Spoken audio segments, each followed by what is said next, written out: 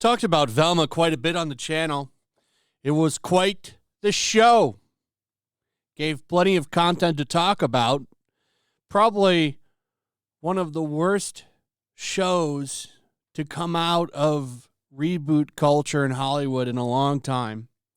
The show is a disaster. Nobody liked it. I mean, this Rotten Tomatoes should tell the story. This is what was funny about the show is critics didn't like it either. Nobody liked it. The left didn't like it. Right didn't like it. Nobody liked this show. And it was a very humorous situation to cover. I had a lot of fun covering Velma because every day there was something going on with the show. The fan base the show tried to appeal to didn't like it. Scooby Doo fans didn't like it. Nobody liked it. That's why the critic score and the audience score is funny to laugh at, because for some reason, a bunch of people thought this show would be a good idea. Because a show doesn't just get made by like one person. It has to go through all kinds of people to get greenlit. And somehow this show got past all of them. That's what makes it so funny. Mindy Kaling, though, awarded for this show. Well, not for the show exactly, but her body of work is what got her the award. And her body of work is not impressive. Not impressive. But she gets a award for the arts from the president. Some kind of presidential art award. She got it. Yeah, the National Medal of Arts for her work in television as an author. So she's quite excited that she got a high honored award from the president. I don't know why, because her work, sorry, Mindy, sucks. Velma is garbage, awful show. But it's getting a second season, and like most of you, I'm quite baffled by why this show got a second season, because the ratings were not impressive. The only thing that this movie or this show was high on was demand. And by demand, I don't mean people actually wanting to watch the show. I mean people talking about the show. A lot of people were talking about this show because it pissed everybody off. Nobody liked it. And it got a lot of people talking, but more so on how bad it is. They must consider that engagement worthwhile because the season 2 for the series is still going forward. And a lot of people chimed in and said, well, it's because they paid for a certain number of episodes. So they've already paid for it, and they want the show completed. And that doesn't really make much sense because another Scooby Doo property got pulled during mid-production. So David Zaslav,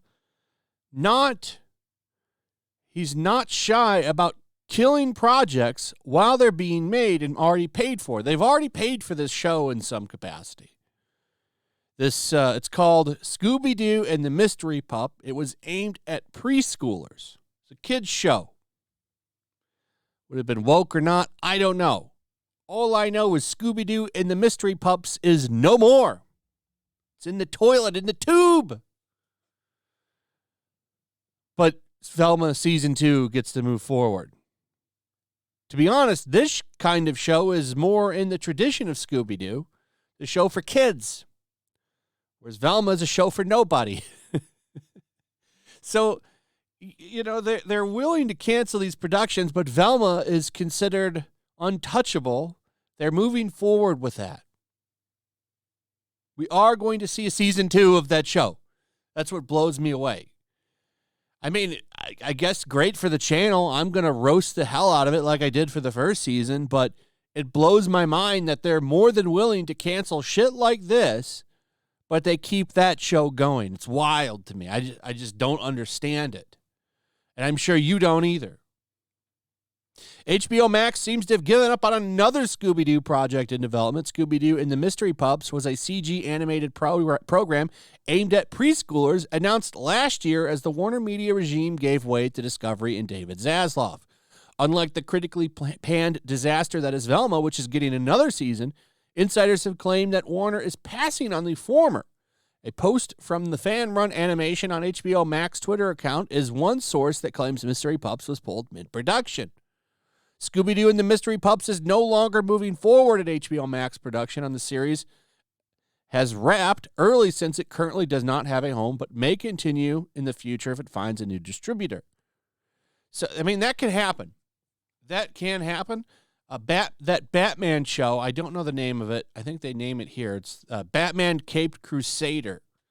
That's a show that's going to Amazon Prime. It's the J.J. Abrams animated Batman.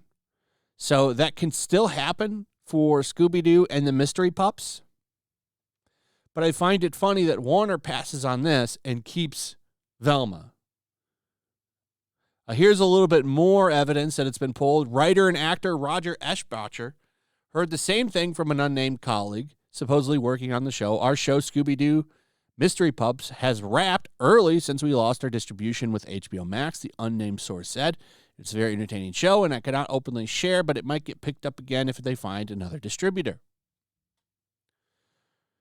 So, interesting, to me at least, that you have a show that's doing what Scooby-Doo should do, which is appeal to children. Nobody wants an adult Scooby-Doo. Nobody wants that.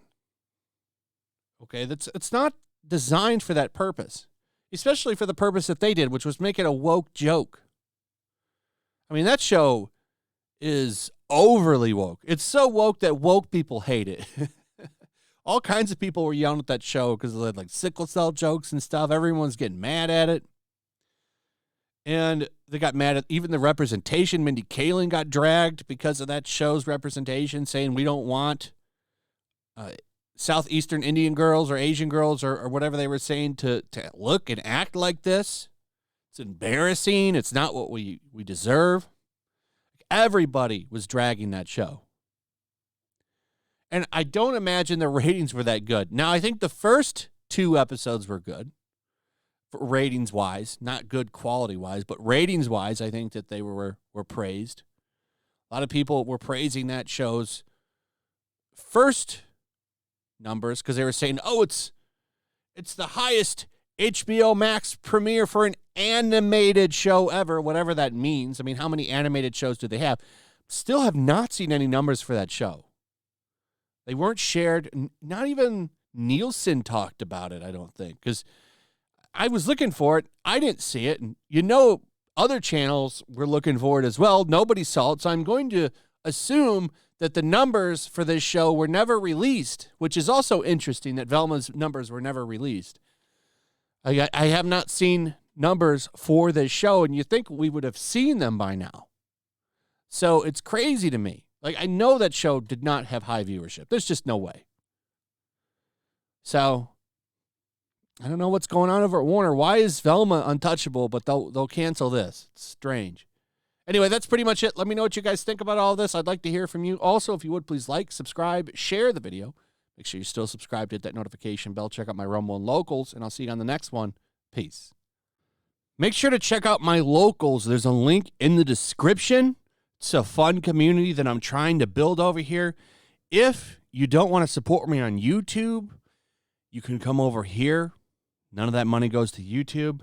You also can just come over here for free. But if you are a supporter over here, I do plan on doing an extra live stream once a month and throwing links to the supporters so you can actually come on and have a supporter live stream with me. Also, it's a good place to catch all of my content. You don't have to worry about notifications like YouTube. They'll definitely work over here. So come check out my Locals.